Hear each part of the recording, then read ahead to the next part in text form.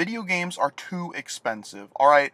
I'm not talking about some $10 indie bumfuck game. I'm talking about those $60 new release games that have been hyped up for like 20 years, and then they come out and they have about as much content as fucking Doodle Jump. Don't get me wrong. There are some games I have no problem dropping $60 on. There are some games I will rip my dick off, sew it back on, and then rip it off again just because the game looks so good. But for the most part, $60 is usually not worth it.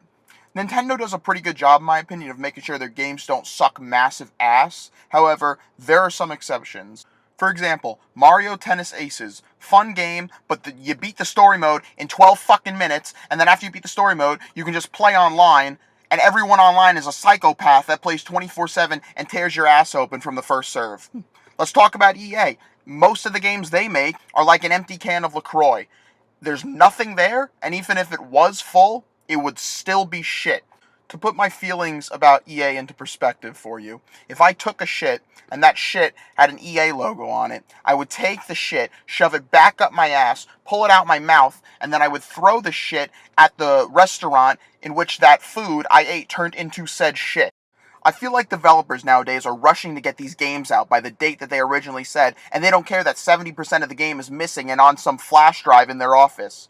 Recently I played Spider-Man, and let me say, that game was excellent. I know people are losing their mind over some puddle that got removed, but if every game I played was as good as that fucking game, they can take out as many puddles as they want. I don't care. I'll even buy the puddles. Like, I'll buy DLC puddles. I don't care, as long as the game is good.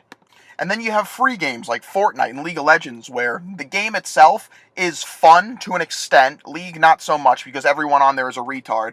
You have the cosmetic purchases. Honestly, cosmetic purchases don't bother me as much as long as they don't alter the gameplay of some kind, because then you got a 12-year-old who stole his mom's credit card running around just winning every fucking game. Now you're probably wondering, Chris, how much should a game actually cost then? Lucky for you, I developed a formula to figure out how much a game should really cost. So, to start, you're going to take a game on a scale of 1 to 10. You're going to take that number, multiply it by 3, divide it by 2. Then you're going to spill coffee on your work.